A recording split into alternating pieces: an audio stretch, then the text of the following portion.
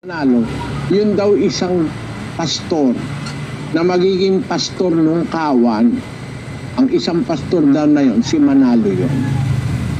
Yan, kaya sanay ang kapatid natin na naghahanap siya ngayon ng talata. Ano bang talata para sa akin? No?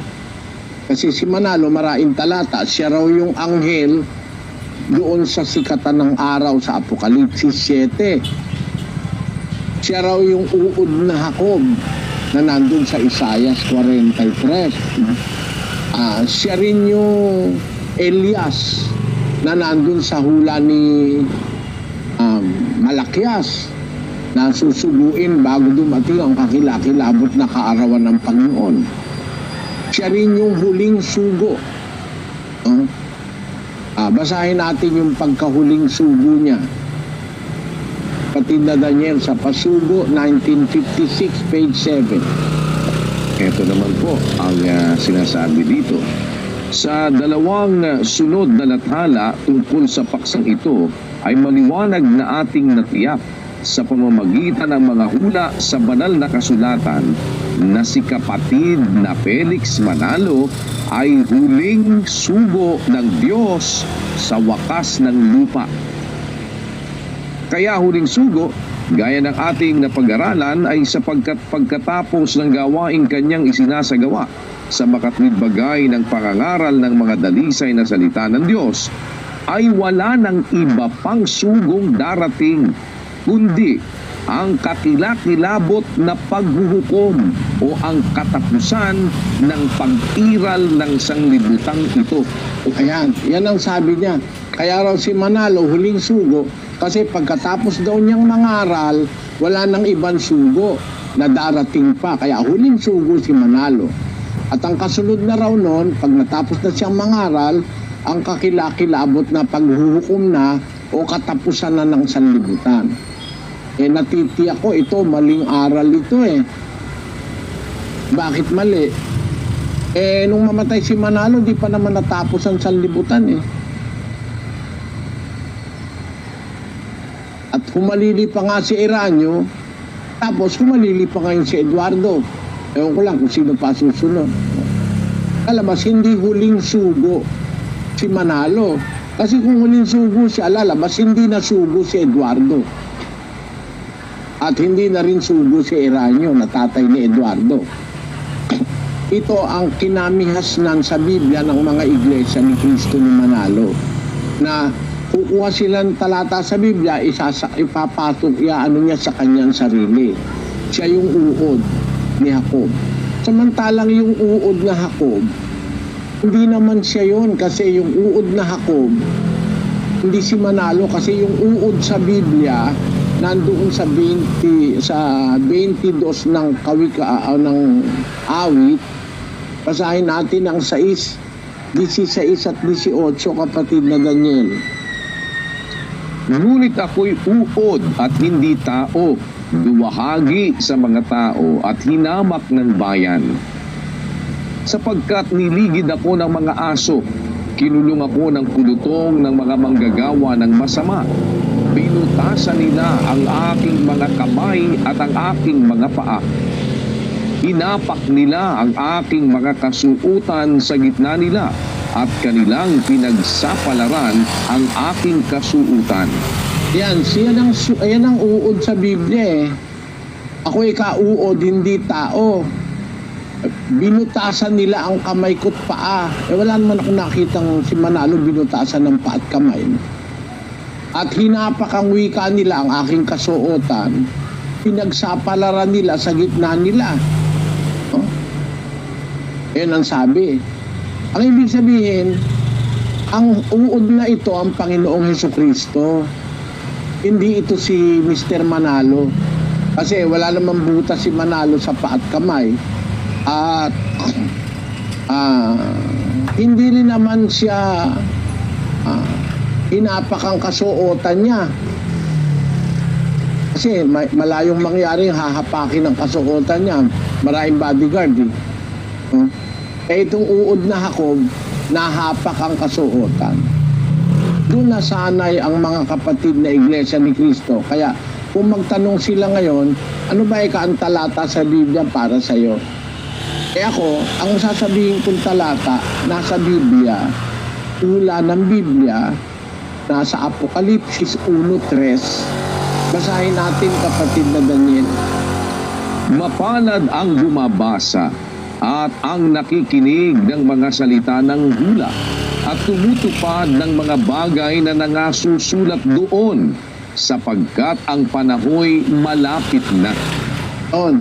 Ang aking paniniwala, pagka bumabasa ka, tapos nakikinig ka, tapos tumutupad ka, mapalad ka. Ang ibig sabihin ng mapalad, kinakasihan ka ng Diyos. Hindi ko kailangan na magkukuha ng talata na hindi naman akin. Kagaya ng ginagawa ni Manalo, no? Lahat ng talata sa Biblia, pati ba naman yung pagiging binhi ni Abraham, siya raw yun. Siya raw. Ang binhi ni Abraham, si Felix Manalo. Pinuna ko yan. Nung punahin ko, binago nila.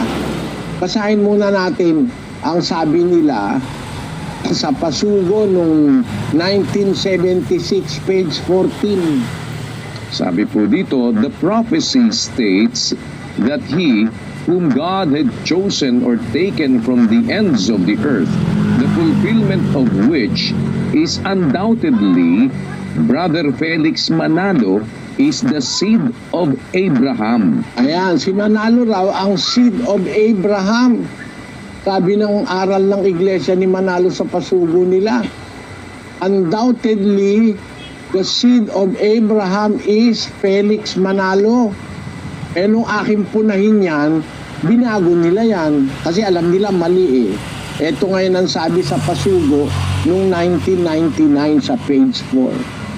Sabi po naman dito, there is only one whom God acknowledges as the seed of Abraham, the Lord Jesus Christ. There is only one whom God acknowledges as the seed of Abraham. So, God do not acknowledge Felix Manalo as the seed of Abraham, the seed of Abraham, using a definite article, the seed of Abraham is the Lord Jesus Christ. So, ang aral ng Iglesia ni Cristo, topsy-turvy, rocky, no?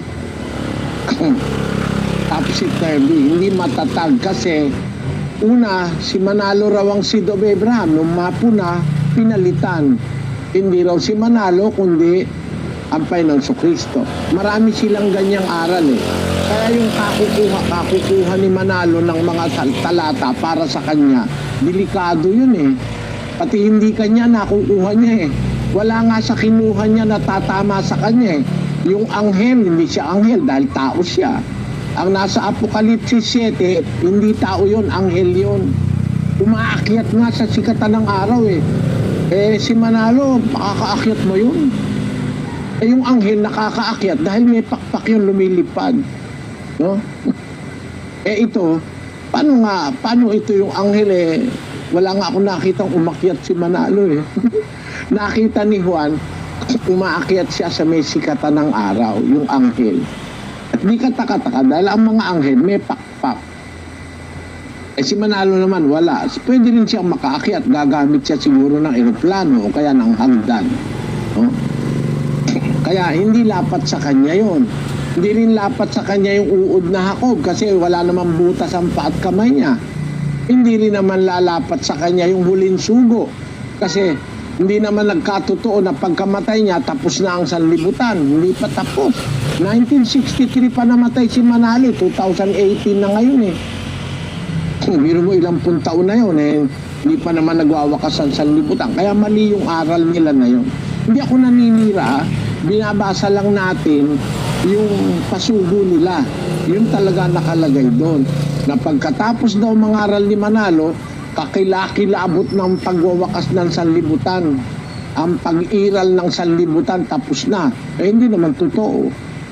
Kaya yung mga talatang inia-apply ni Manalo sa kanyang sarili, ay hindi nila kayang patunayang siya ngayon.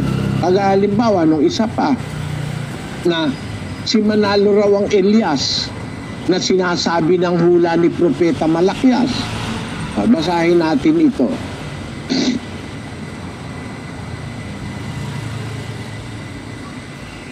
Ito naman po, sa kanilang pasugo ng 1996 June, page 12, the prophesied third Elijah pertains to Brother Felix Y. Manalo, God's messenger in these last days, of whom Malachi 4:5-6 states, "This third Elijah will be sent before the great and dreadful day of the Lord, Judgment Day."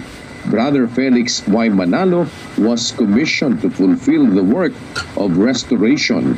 He has the spirit and power of Elijah.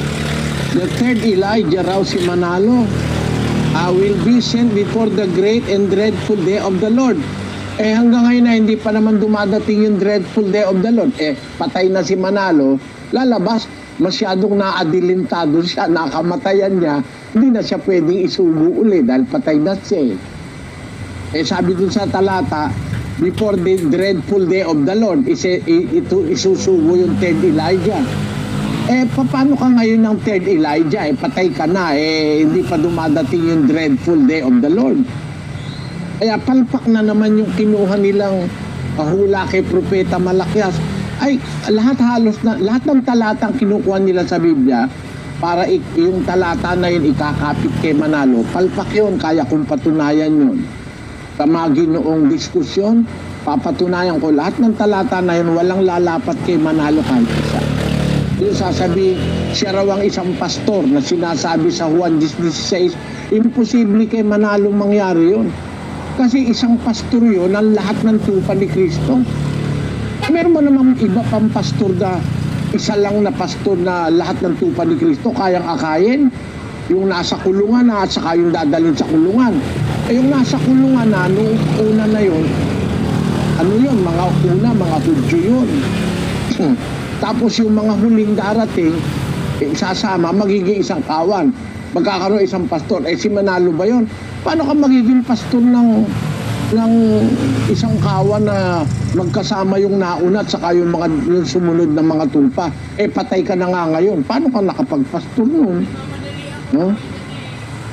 Hindi siya yon, si Kristo yung isang pastor na tinutukoy. Kaya para doon sa kapatid na Sixto Dukay, siguro dapat dukayin mo ng dukayin yung aral ng Biblia para maintindihan mo. Ako, ang hinahanap niya, talata raw ng Biblia para sa akin. Ang nakasulat sa Biblia, mapalad ang bumabasa. Ako yun ang ginagawa ko, bumabasa. Ngayon, ako lang naman yata yung basa ng basa eh. Lahat ng tanong binabasa ko sa Biblia, ang sagot. Yun ang aking ginagamit na talata para patunayang ako'y nangangaral, hindi sa sarili ko, nagbabasa ako, bumabasa ako. Yun. Salamat sa pagdalo, kapatid na Sixto.